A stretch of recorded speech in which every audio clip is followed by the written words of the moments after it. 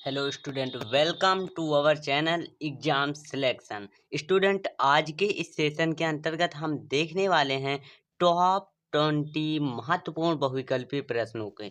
ये महत्वपूर्ण बहुविकल्पी प्रश्न जो हैं वो पेपर में आने के चांसेस बहुत ज़्यादा हैं। तो यहाँ पर हम चैप्टर 1 के यानी कि संसाधन एवं विकास भूगोल का चैप्टर नंबर 1 की बहुविकल्पी प्रश्नों की शुरुआत करने जा रहे हैं। ये इम्पोर्टेंट क्वेश्चनों की सीरीज इसी प्रकार से चलती रहेगी, जैसा कि यूपी बोर्ड के पेपर में टॉप 20 बहुविकल्पी प्रश्न पेपर में पूछे जाते हैं हर एक सब्जेक्ट से। तो उस प्रकार से इसको डिजाइन किया गया है कि जो बहुविकल्पी प्रश्न आते हैं वो आपके इस सेशन के अंतर्गत कवर हो जाएंगे। तो ये जो क्वेश्चन यहाँ पर हमने ले रखा है, ये अपने एक्सपीरियंस के आधार पर ऐसे क्वेश्चन रखा है जो लगभग 2020 से लेकर के 25 तक ये घंटों की मेहनत के पश्चात हम लेकर आ चुके हैं मोस्ट इम्पॉर्टेंट क्वेश्चनों की सीरीज। ये मोस्ट इम्पॉर्टेंट क्वेश्चन आपके पेपर में 101% मिलने के चांसेस हैं। तो बिना देरी किए हुए सेशन को शुरू करते हैं। अगर आपने अभी तक हमारे चैनल को सब्सक्राइब नहीं किया है तो चैनल को सब्सक्राइब और वीडियो को लाइक कर दीजिएगा। आइए हम इस क्लास की शुरुआत करते हैं। पहला क्वेश्चन यहाँ पर दिया गया है, क्वेश्चन नंबर 1 है कि किसने कहा संसाधन होते नहीं बनते हैं। मतलब कि संसाधन होते असलियत में नहीं और संसाधन बनते हैं। तो इसको किसने कहा था? तो जिम्मरमैन ने कहा था। इसका राइट आंसर हो जाएगा जिम्मरमैन। महात्मा गांधी जी ने इसको नहीं कहा था, संदीप पांडे भी नहीं कहा था, इनमें से कोई ये भी गलत हो जाएगा। तो राइट आंसर हो जाएगा ए ऑप्शन जिम्मरमैन। अगले क्वेश्चन की ओर बढ़ते हैं। अगला क्वेश्चन जो दिया गया है वो दूसरा दिया गया है, निम्नलिखित में से कौन सा संसाधन प्राकृतिक संसाधन है। मतलब कि प्राकृतिक संसाधन मैंने आपको पढ़ाया था कि प्राकृतिक संसाधन क्या होते हैं। तो ऐसे संसाधन जो प्रकृति से प्राप्त होते हैं, तो वे संसाधन जो होते हैं वो प्राकृतिक संसाधन होते हैं। क्या भवन भवन एक प्राकृतिक संसाधन है? नहीं। क्या मानव की योग्यता प्राकृतिक संसाधन है? नहीं। भूमि जो है वो एक प्रकार की प्राकृतिक संसाधन के अंतर्गत आता है। अगले क्वेश्चन की ओर बढ़ते हैं। अगला क्वेश्चन जो दिया गया है वो ये दिया गया है कि कौन सा ऊर्जा स्रोत अनवीकरण। यहाँ पर इसका अर्थ समझिए। अनवीकरण का मतलब होता है ऐसे संसाधन जिनका हम बार बार उपयोग नहीं कर सकते। तो क्या जल का हम बार बार उपयोग कर सकते हैं? तो जल का हम बार बार उपयोग कर सकते हैं। कैसे? जैसे यहाँ से जल ऊपर पृथ्वी के ऊपर पहुंचा, पृथ्वी के ऊपर से जो जल है वो धीरे धीरे नीचे को जाएगा। जल जो है वो धीरे धीरे नीचे को जाएगा और नीचे से फिर ऊपर को आता है। तो इस प्रकार से जल जो होता है वो नवीकरण हो जाता है। तो क्या सौर ऊर्जा अनवीकरण है? नहीं। यहाँ पर राइट आंसर हो जाएगा कोयला। कोयला जो है अनवीकरण। क्या एक बार कोयले को खत्म करने के पश्चात उसको दोबारा वापस लाया जा सकता है? नहीं लाया जा सकता। तो इस प्रकार से जो कोयला होगा वो अनवीकरण योग्य संसाधन हो जाएगा। अगले क्वेश्चन की ओर बढ़ते हैं। अगला भी मोस्ट इम्पॉर्टेंट क्वेश्चन है। ये दिया गया है कि ज्वारीय ऊर्जा किस प्रकार का संसाधन है। ज्वारीय ऊर्जा, यहाँ पर क्या लिखा गया है? ज्वारीय ऊर्जा किस प्रकार का संसाधन है। तो ज्वारीय ऊर्जा को आपको ध्यान में रखना है कि यह अजैव संसाधन नहीं है। अजैव संसाधन तब होती जब कोई निर्जीव वस्तु होती। मानवकृत संसाधन भी नहीं है और जैव भी नहीं है। यहाँ पर राइट आंसर हो जाएगा नवीकरणीय। मतलब कि ज्वारीय ऊर्जा को बार बार उत्पन्न किया जा सकता है, इसलिए ज्वारीय ऊर्जा जो होगा वो एक प्रकार का नवीकरण योग्य संसाधन हो जाएगा। अगले क्वेश्चन की ओर बढ़ेंगे। अगला क्वेश्चन छठवां दिया गया है कि कौन सा ऊर्जा स्रोत नवीकरण है। नवीकरण कहने का मतलब कि जिसे बार बार उत्पन्न किया जा सकता है। तो यहाँ पर प्राकृतिक गैस को बार बार उत्पन्न किया जा सकता? नहीं किया जा सकता। तो प्राकृतिक गैस इसका राइट आंसर नहीं होगा। अगला ऑप्शन दिया गया है जल।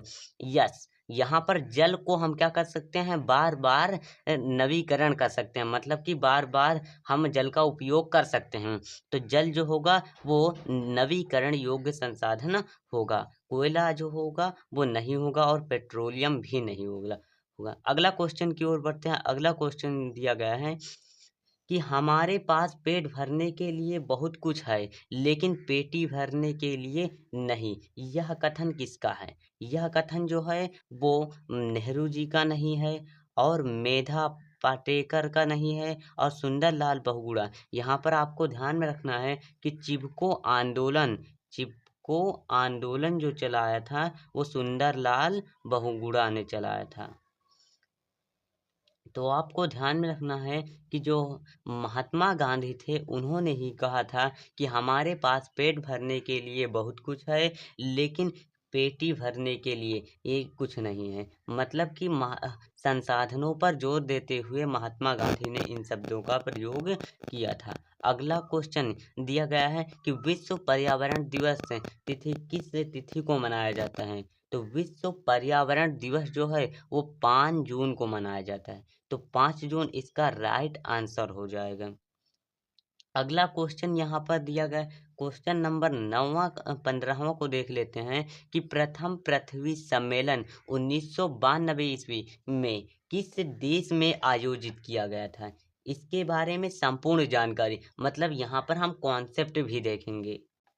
प्रथम पृथ्वी सम्मेलन जो हुआ था वो 1992 ईस्वी में हुआ था, इसको ध्यान में आपको रखना है। और किस देश में हुआ था? तो ये जो है वो ब्राजील देश में हुआ था। इसका कॉन्सेप्ट समझिए।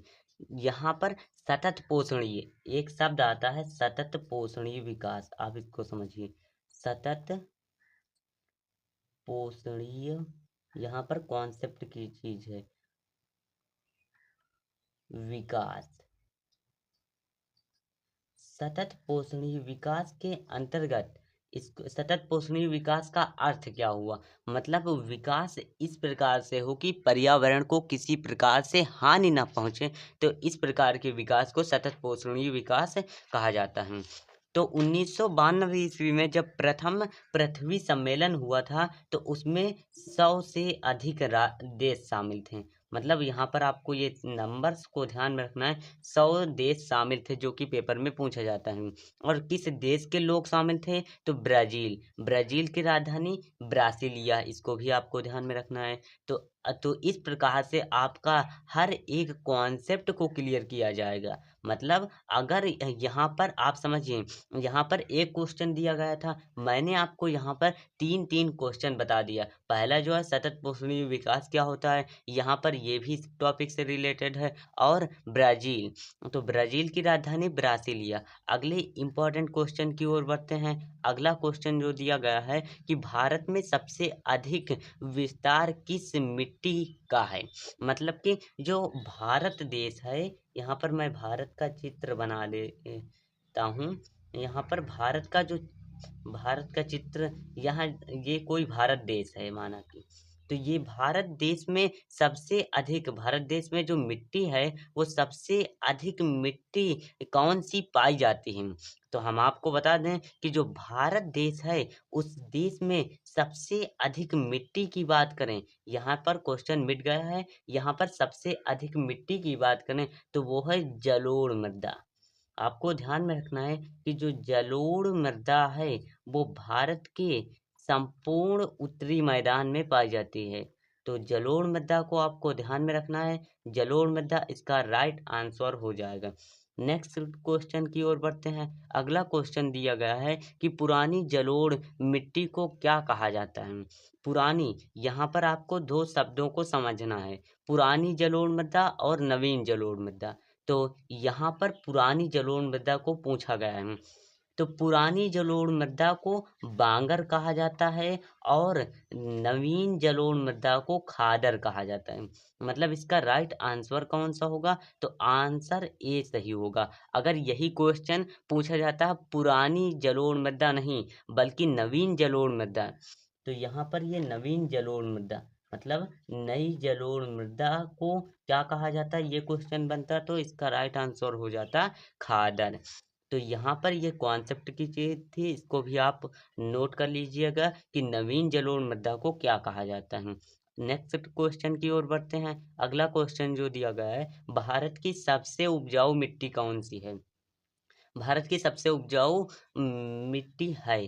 तो भारत की सबसे उपजाऊ मिट्टी जो है वो जलोढ़ मृदा है। ये मिट्टी जो है वो उत्तर प्रदेश आदि राज्यों में, यूपी, एमपी आदि राज्यों में पाई जाती है। तो ये क्वेश्चन है वो 2020 से लगातार पूछा जा रहा है। ये मैं अपने एक्सपीरियंस के आधार पर कह रहा हूँ।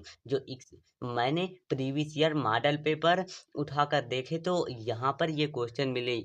यहीं से जो पेपर बनता है प्रीवियस ईयर मॉडल पेपर से ही बनता है। अगले क्वेश्चन की ओर बढ़ेंगे। अगला क्वेश्चन जो दिया गया है वो काली मिट्टी उपर्युक्त है। तो काली मिट्टी किसके लिए उपर्युक्त है? तो काली मिट्टी जो है वो लीची के लिए नहीं उपर्युक्त है, गेहूं के लिए नहीं उपर्युक्त है और बाजरा के लिए भी नहीं उपर्युक्त है। राइट आंसर हो जाएगा कपास के लिए। तो काली मिट्टी जो होती है वो कपास के लिए उपर्युक्त मानी जाती है। इसको आपको ध्यान में रखना है। 14वां क्वेश्चन, यहाँ पर 27वां क्वेश्चन जो दिया गया है वो काली मिट्टी का दूसरा नाम। यहाँ पर आप समझिए, यहाँ पर क्या पूछा गया है? काली मिट्टी उपर्युक्त है तो कपास की खेती के लिए और कॉफी की खेती के लिए। तो कपास और कॉफी का से दोनों आते हैं, इस प्रकार से आप याद कर लीजिएगा। तो कॉफी और कपास दोनों के लिए इम्पोर्टेंट मानी जाती हैं। यहाँ पर क्वेश्चन क्या पूछा गया था? क्वेश्चन ये पूछा गया था काली मिट्टी का दूसरा नाम। तो बलुई मिट्टी नहीं है, रेगर मिट्टी जो है वो इसका राइट आंसर हो जाएगा। और लाल मिट्टी नहीं कहेंगे, पर्वतीय मिट्टी।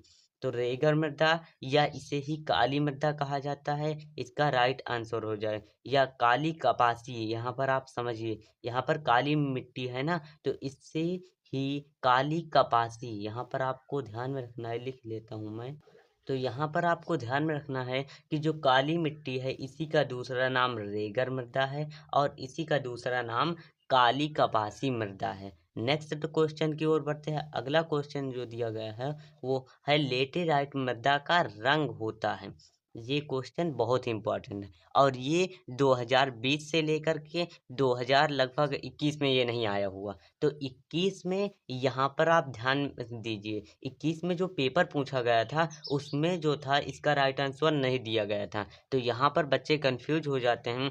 तो इसका राइट आंसर को मैं बता देता हूँ। इसका राइट आंसर जो होगा वो लाल मृदा होगा। मतलब कि जो लेटेराइट मृदा होता है उसका रंग जो होता है वो लाल होता है, ना कि भूरा होता है, ना कि काला।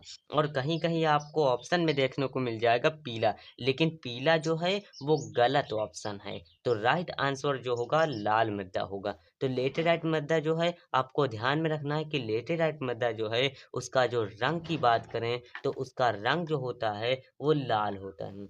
मतलब लाल रंग की लेटेराइट मृदा पाई जाती है। अगला क्वेश्चन जो दिया गया है, अगला क्वेश्चन बहुत ही इंपॉर्टेंट है। अगला क्वेश्चन क्या दिया गया है कि मरुस्थलीय मृदा मतलब कि मरुस्थल में पाई जाने वाली मृदा का विस्तार निम्न में से, मतलब विस्तार माने क्षेत्र, निम्न में से कहाँ है? तो उत्तर प्रदेश में क्या मरुस्थलीय मृदा पाई जाती है? नहीं पाई जाती। उत्तर प्रदेश में आपको ध्यान में रखना है कि जलोढ़ मृदा पाई जाती है। जलोढ़ मृदा जो है वो संपूर्ण उत्तर प्रदेश और उत्तरी मैदान में भी पाई जाती है। अगला ऑप्शन दिया गया है राजस्थान। तो राइट आंसर इसका हो जाएगा राजस्थान, क्योंकि राजस्थान में मरुस्थल पाए जाते हैं और उन्हीं मरुस्थल में ये मृदा पाई जाती है, मरुस्थलीय मृदा। तो मरुस्थलीय मृदा जो है वो राजस्थान में पाई जाती है। सही ऑप्शन जो होगा वो बी राइट आंसर हो जाएगा। तो इस प्रकार से हमने देख लिया टॉप 20 महत्वपूर्ण बहुविकल्पी प्रश्न। अब ये जो बहुविकल्पी प्रश्न है वो बहुविकल्पी प्रश्नों को यहाँ पर चैप्टर 1 के बहुविकल्पी प्रश्न हम देख चुके हैं, संसाधन एवं विकास।